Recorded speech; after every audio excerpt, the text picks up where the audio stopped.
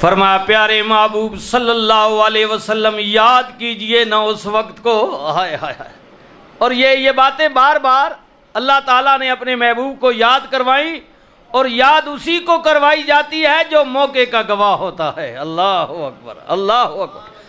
اللہ رب العزت نے فرمایا میرے محبوب تیرے رب نے تجھے تمام زمانوں کے لیے شاہد بنا کر بھیجا ہے، گواہ بنا کر.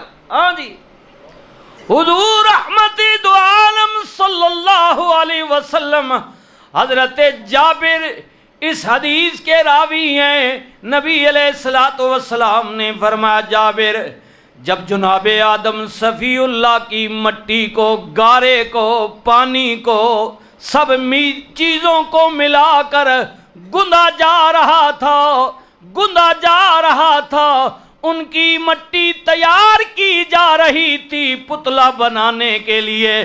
اے جابر مجھے قسم ہے پیدا کرنے والے رب کی، تیرا پیارا رسول اس وقت بھی اللہ کا نبی تھا. میرا نور جابر اس وقت بھی موجود تھا، یعنی جب جناب آدم صفی اللہ کا وجود ہی نہیں تھا تو میں اس وقت بھی نبی تھا. حضور فرماتے اس وقت بھی میں نبی تھا. فرمایا پیارے محبوب یاد کیجئے نا جب خلیل اللہ آئے ہائے ہائے تیرے جد امجد تیرے دادا جناب ابراہیم کو اللہ نے کئی امتحانوں میں مبتلا کیا، آزمائشوں میں ڈالا. پیدا ہوئے تو ماں بیٹے کی جدائی، بڑے ہوئے تو نمرود نے آگ میں پھینک دیا.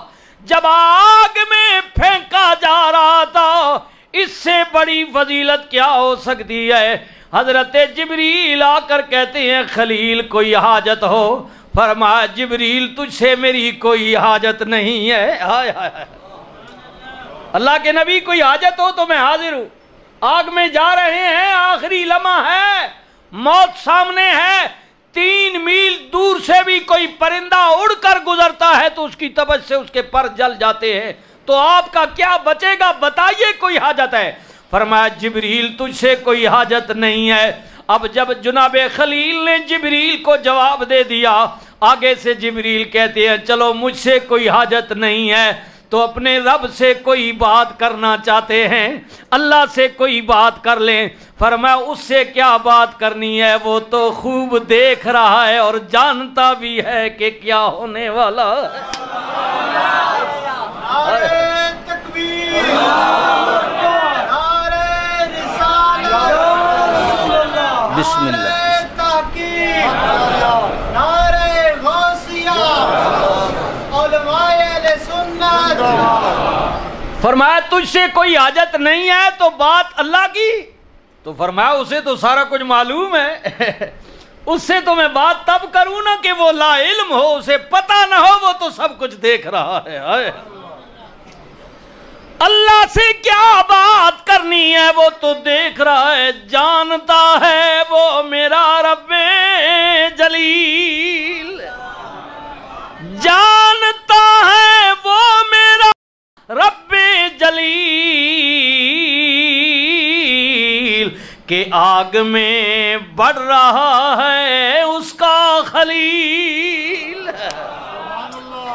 وہ میرا اللہ جانتا ہے کہ اس کا خلیل آگ میں جا رہا ہے، وہ اس سے کیا بات کر رہی ہے؟ بات تو تب کرتا نا اسے پتا نہ ہو، وہ تو جانتا ہے، دیکھنے والا سننے والا. اللہ یہ بات جب خلیل اللہ نے جبریل سے کہی، اللہ نے فرمایا دیکھا جبریل، آئے ہائے ہائے دیکھا جب میں آدم کو پیدا کرنے لگا تھا تمہیں میں سے کچھ لوگوں نے کہا تھا کہ کیوں پیدا کرتا ہے، دیکھو نا اب تم بھی حیران ہو گئے. یہ اسی آدم کی اولاد ہے. دیکھا مجھ سے محبت کرنے والے کو. یہاں تو ملائکہ بھی نہیں پہنچتے ہیں جہاں یا میرا خلیل پہنچ گیا ہے، میرا خلیل. اللہ رب العزت نے فرمایا ہمارے پیارے محبوب یاد کیجئے نا جب خلیل کو اللہ نے آزمایا. اللہ اکبر.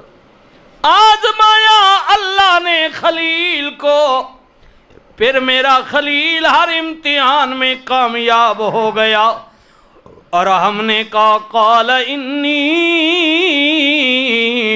جاعلک للناس اماما۔ پیارے خلیل، ہم نے تیرے سر پر نسل انسانی کی امامت کا تاج رکھ دیا، پگڑی رکھ دی، پیشوا بنا دیا، سارے انسانوں کا تو پیشوا ہے، تجھے یہ رتبہ دے دیا۔ خلیل اللہ عرض کرتے ہیں قال ومن ذریتی، یا اللہ یہ اعزاز میری اولاد میں بھی رکھنا، میری اولاد میں بھی پیشوا بنانا۔ اللہ اکبر، اللہ، یہ نبیوں کی دعا ہے، نبیوں جیسے ہم نہیں، ہم کہتے ہیں میرا پتر بھی وکیل بنے، میرا پتر بھی جج بنے، میرا پتر بھی جناب مسٹیٹ لگ بنجے، تھڑے دار بنے، ہماری خواہش ہوتی ہے میرا پتر بھی جناب آئے برطانیہ چلا جائے، امریکہ چلا جائے، ہماری خواہشات ہیں۔ یہ نبیوں کی دعائیں ہیں کہ اے میرے مالک، جیسے مجھے متقی پرہیزگار فرما برداروں میں شامل کیا ہے، میرے بعد میری اولاد کو بھی ایسا ہی کرنا۔ اللہ، اولاد کے لیے کیسی دعائیں، ایسی دعائیں مانگا کرے۔ اللہ رب العزت نے فرمایا میرے خلیل تیری بات کو سن لیا، قبول بھی کر لیا، لیکن قال لا ینال عہد الظالمین،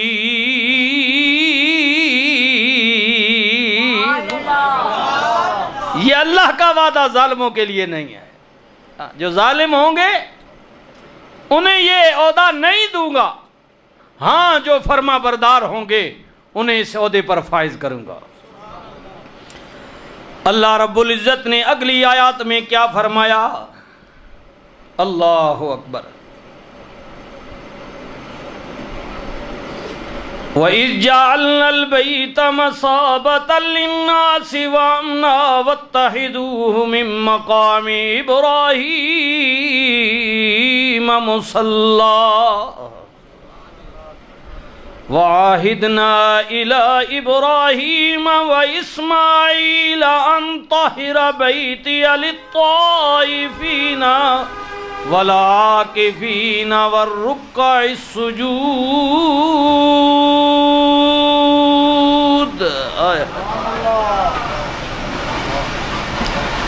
میرے پیارے محبوب صلی اللہ علیہ وسلم، یاد کرو نا جب ہم نے اس گھر کو، خانہ کعبہ کو، اللہ، اب ذکر آ رہا ہے، ہم نے بیت اللہ کو، خانہ کعبہ کو رکوع کے لیے، اجتماع کے لیے مرکز بنا دیا، مرکز بیت اللہ شریف کو قیام کرنے والوں کے لیے، رکوع کرنے والوں کے لیے، سجدہ کرنے والوں کے لیے، اجتماع اکٹھا اعتکاف کرنے والوں کے لیے، طواف کرنے والوں کے لیے ہم نے مرکز بنا دیا، اور یہ بھی حکم دیا کہ اے اس گھر میں آنے والوں، اب ایسا کرو نا، جس پتھر پر، جس مقام پر کھڑے ہو کر میرے ابراہیم نے اس گھر کی تعمیر کی ہے، اس مقام کو بھی مصلی بنا لو۔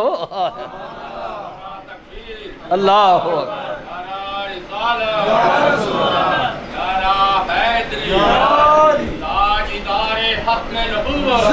زندہ باد، زندہ باد، تاجدار ختم نبوت، تاجدار ختم نبوت، تاجدار ختم نبوت۔ حج عمرہ کے لیے جانے والے، اللہ اکبر، اللہ لے جائے سب کو۔ ہمارے بٹ صاحب باہر بیٹھے، ان کی بھی بڑی خواہش ہے، اللہ صحت دے، وقت آئے، اللہ موقع دے، خود بھی جاؤں، گھر والوں کو بھی لے جاؤں۔ اللہ سب کی تمنا پوری فرمائے۔ حج کے لیے جانے والے، طواف کرنے والے، عمرہ کرنے کے لیے، سب کے لیے یہی حکم ہے کہ جب اللہ کے گھر کے 7 چکروں سے فارغ ہو جاؤ، اللہ اب کیا حکم ہے؟ فرمایا با آ جاؤ نا اس مقام کے قریب، اس پتھر کے قریب جس پر میرے خلیل نے کھڑے ہو کر میرے گھر کی تعمیر فرمائی ہے۔ اللہ کرنا کیا ہے؟ فرمایا بس اس مقام کو مصلی بنا لو اور میرے ابراہیم کے نام کے 2 رکعت نفل ادا فرماؤ نا۔ اللہ، اس پتھر کی نسبت سے اللہ تعالیٰ نے قیامت تک آنے والے حاجیوں کے لیے اللہ نے اپنی عبادت میں شامل فرما لیا۔ ابراہیم کی یاد کو زندہ رکھا، زندہ من مقام ابراہیم مصلی، آنے والوں میرے ابراہیم کے مقام کو مصلی بنا لو۔ اور میرے پیارے ابراہیم، اے آپ کے لخت جگر اسماعیل، دونوں باپ بیٹا اس طرح کرو نا، میرے گھر کے آنے والے لوگوں کے طواف کے لیے اور اس گھر کو صاف ستھرا رکھنے کے لیے انتظام کرو نا۔ اور میں اب تو دونوں کی ڈیوٹی ہے کہ میرے اس گھر کو صاف بھی رکھنا ہے اور آنے والے حجاج کے لیے انتظام بھی کرنا ہے۔ اللہ اکبر۔ اور جو بھی آئیں گے تمہاری اس یاد کو زندہ رکھا جائے گا، زندہ رکھا جائے گا میرے خلیل۔ اللہ اکبر۔ وَإِذْ قَالَ إِبْرَاهِيمُ رَبِّ اجْعَلْ هَٰذَا بَلَدًا آمِنًا وَارْزُقْ أَهْلَهُ مِنَ الثَّمَرَاتِ مَنْ آمَنَ مِنْهُمْ بِاللَّهِ وَالْيَوْمِ الْآخِرِ قَالَ وَمَنْ كَفَرَ فَأُمَتِّعُهُ قَلِيلًا ثُمَّ أَضْطَرُّهُ إِلَىٰ عَذَابِ النَّارِ وَبِئْسَ الْمَصِيرُ۔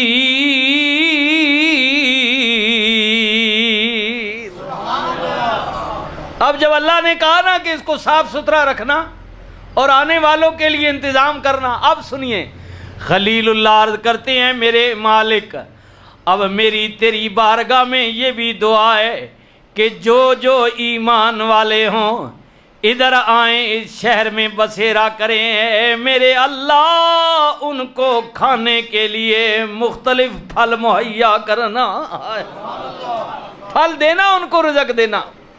ایمان والوں کو جو تیری رضا کے لیے ادھر آئیں، شہر کا رخ کریں، اے اللہ تو ان کو رزق دینا، پھل دینا، اپنی نعمتیں دینا۔ آئے آئے، وہ جو ایمان والے ہیں، خلیل نے ایمان والوں کے لیے دعا کی۔ اللہ، اب سنیے، اللہ اللہ اللہ رب العالمین ہے۔ اللہ نے کہا میرے خلیل تیری دعا کو میں نے سن لیا ہے، لیکن بات سننا، تو صرف ایمان والوں کے لیے کہہ رہا ہے۔ ہاں جو کافر ہوں گے اگر وہ بھی آئیں گے کچھ عرصہ، ان کے لیے بھی رزق کی فراوانی ہوگی۔ ایسا نہیں ہے کہ جو مجھے نہیں مانیں گے میں ان کا رزق بند کر دوں گا، نہیں، کچھ عرصہ کے لیے انہیں بھی دوں گا، ان کی روزی تنگ نہیں کروں گا، دوں گا۔ جو انکار والے ہیں، کفر والے ہیں، دوں گا ان کو بھی میرے خلیل۔ لیکن میرے پیارے یہ بات جان لو، بتا دو انکار کرنے والوں کو کہ اللہ رب العالمین ہے، عالمین کا رب ہے، تمہارا رزق بند نہیں کرے گا، لیکن کچھ عرصے کے لیے جان لو، پھر جان لو کہ تمہارے لیے اللہ نے دردناک عذاب تیار کر رکھا ہے۔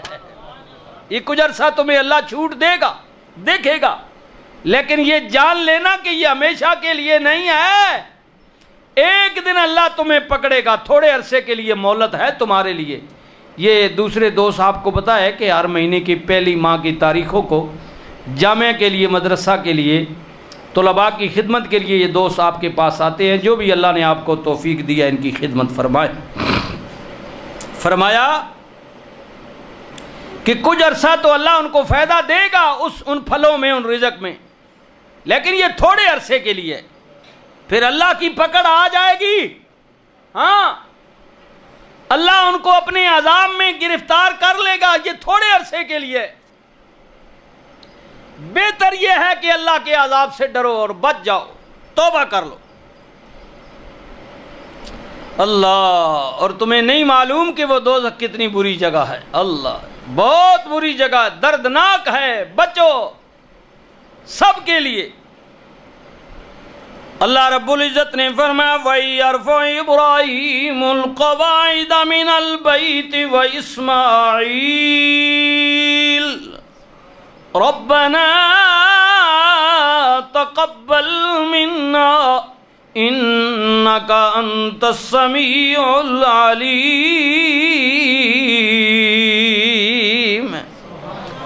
پیارے محبوب یاد کرو نا، جب ابراہیم اسماعیل خانہ کعبہ کی بنیادوں کو اٹھا رہے تھے، دیواریں اٹھا رہے تھے، بلند کر رہے تھے، حضرت اسماعیل ذبیح اللہ پتھر لا رہے تھے اور ابراہیم خلیل اللہ ترتیب کے ساتھ پتھر لگا رہے تھے۔ دونوں باپ بیٹا بیت اللہ کی دیواروں کو اٹھا رہے تھے اور ساتھ ساتھ یہ دعا بھی کر رہے تھے کہ الہی ہماری محنت کو قبول کر لینا، اللہ ہماری محنت کو قبول کر۔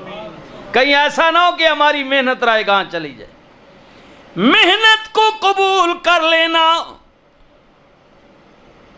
ربنا وجعلنا مسلمین لک ومن ذریتنا امة مسلمة لک وارنا مناسکنا وتب علینا انک انت التواب الرحیم۔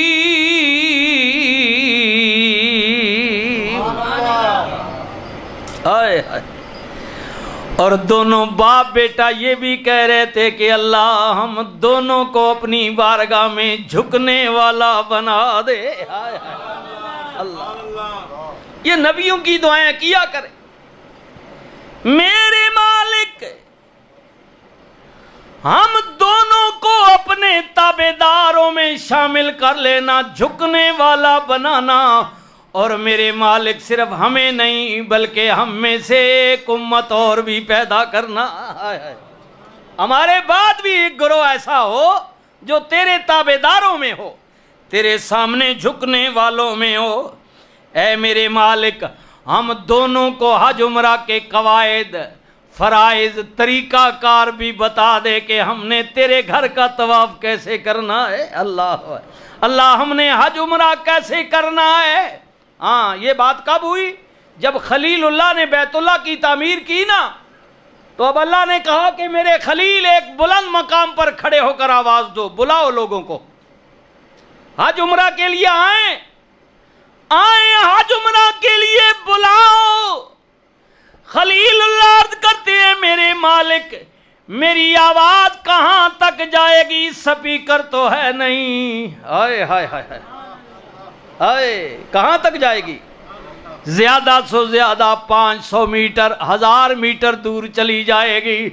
قدرت کی آواز آئی، میرے پیارے پیغمبر تیرا رب اس بات کا محتاج نہیں ہے، بس جو تجھے حکم دیا ہے کر گزرو، آواز دینا تیرے ذمے ہے، اور قیامت کی آخری صبح کر جو روح آئے گی اس کے کان تک پہنچانا یہ تیرے رب کے ذمہ میں ہے۔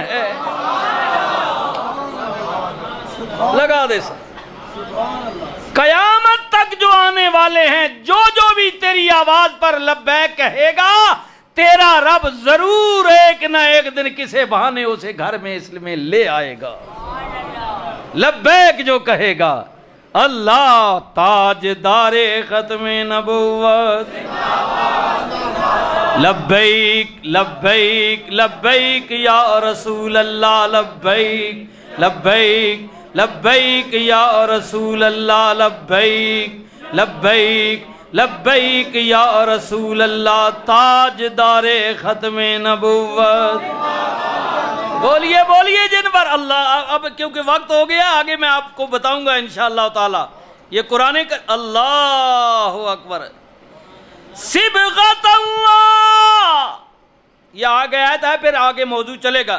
صبغۃ اللہ ومن احسن من اللہ صبغۃ ونحن له عابدون۔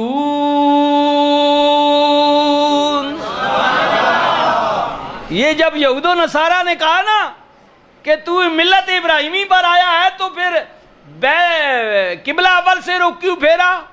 ابراہیم تو یہودی تھا، تیرا رنگ کوئی اور نکل آیا۔ تو اللہ تعالیٰ نے فرمایا میرے محبوب بتا دیجئے کہ مجھ پر عیسائیت کا یہودیت کا رنگ نہیں ہے، مجھ پر تو میرے اللہ کا رنگ ہے۔ ہائے ہائے۔ اور ان میں رسمیں تھی جی، رسمیں، ہاں جی، یہودیوں کی یہ رسم تھی کہ جو ان کا مذہب اختیار کرتا تھا نا، تاریخ بتاتی ہے، اس کو وہ زرد رنگ میں، یہ زردی نما جو رنگ ہوتا ہے نا، یہ پانی میں رنگ ڈال کر اس بندے کو اس رنگ میں نلایا کرتے تھے۔ وہ کہتے تھے کہ یہ پچھلا پاک ہو گیا ہے، اب نیا رنگ اس پر چڑھ گیا ہے۔ یہودیوں کی یہ رسم تھی۔ اور عیسائیوں کے یہاں بھی پھر بعد میں یہ رسم شروع ہو گئی کہ جب ان کا بچہ پیدا ہوتا تھا نا تو اس کو زردی نما رنگ میں وہ نلایا کرتے تھے، یہ ان کی رسم تھی۔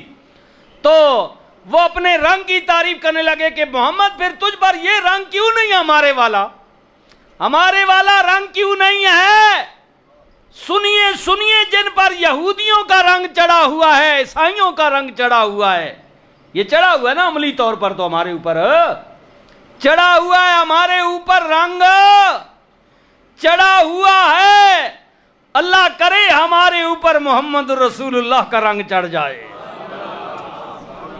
رسول اللہ نے کیا کہا؟ صبغت اللہ، فرمایا مجھے تمہارے رنگ کی ضرورت نہیں ہے، جو تم چاہتے ہو تو پھر اس کے بعد وہ پھیکا پڑ جاتا ہے، نہلانے کے بعد، دھونے کے بعد وہ رنگ اتر جاتا ہے۔ میرے اوپر تو میرے اللہ کا رنگ ہے جو ہمیشہ چڑھا ہی رہے گا، اللہ کا۔ ہائے ہائے۔ چودھری صاحب ہوں میرے خیال ہے تھوڑا ذائقہ پورا کریے ہے کہ تسی بھی بڑی دور تو گرمی جائے اور آئے جی۔ ہاں ہاں، کئی محبت سے آپ آتے ہیں، کئی چسکے واسطے آنے۔ مولوی صاحب اس باری گئے، مزہ نہیں آیا۔ چلو نعرہ تکبیر، اللہ، نعرہ رسالت، نعرہ تحقیق، نعرہ غوثیہ۔